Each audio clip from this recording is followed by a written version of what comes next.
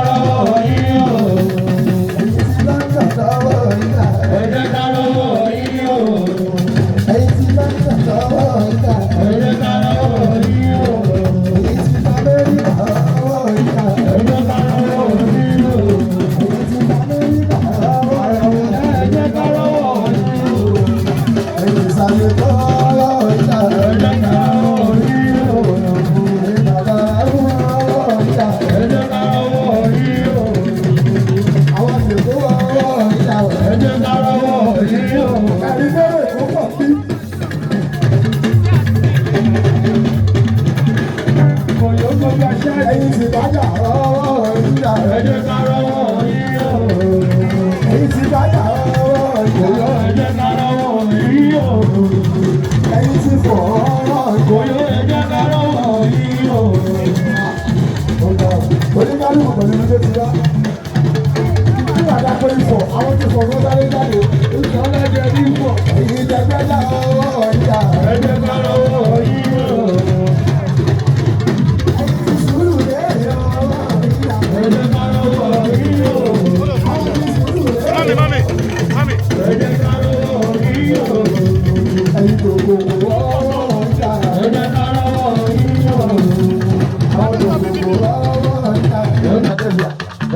Philadelphia, Philadelphia,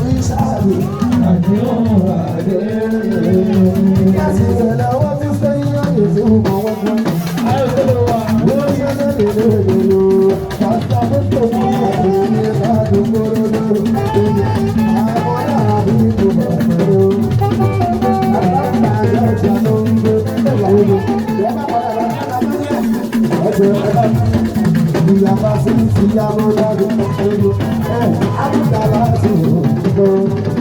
Àgbẹ̀ ẹ̀rọ̀sẹ̀ kò ẹ̀ṣẹ̀ kò ju kòkò kò ṣùgbọ́n lóde.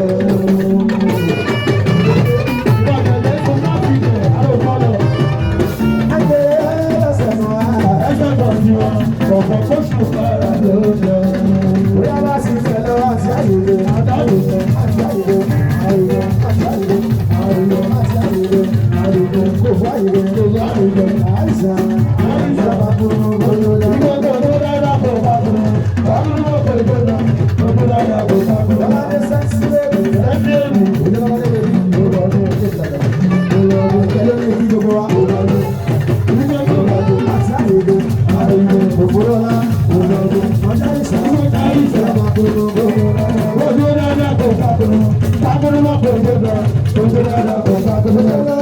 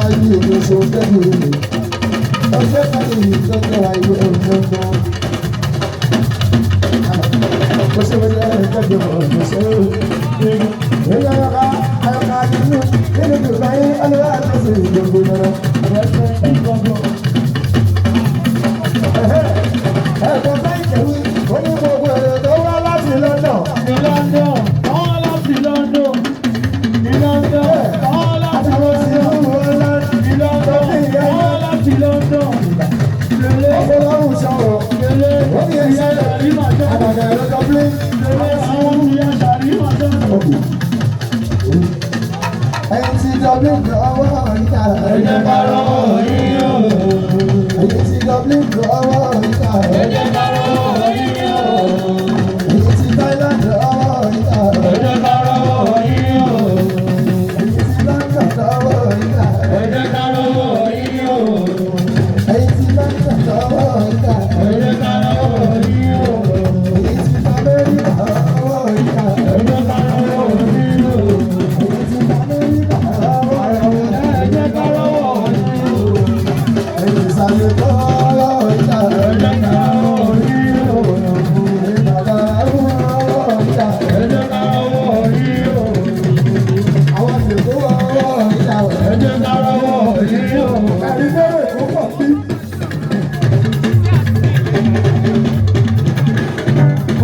ẹ̀yin ti bájà ọwọ́ ìjà ẹ jẹ́ ká rọ́wọ́ yín o.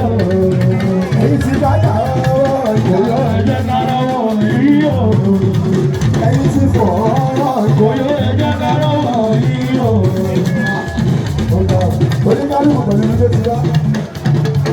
nígbà tá a pé ìfọ̀ àwọn ti fọ̀ fún sáré jáde.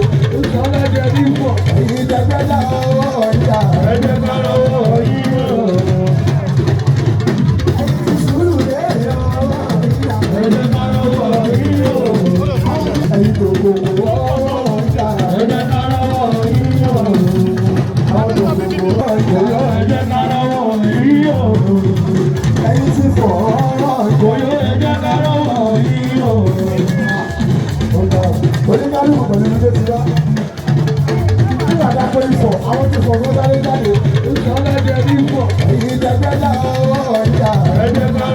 Hi guys, this is Boa TV, and trust me, today we had an amazing day. We had a lovely day, and if you have any upcoming events, you can reach us. Just contact us, and we are ready to travel anywhere. And don't forget to subscribe on our YouTube channel.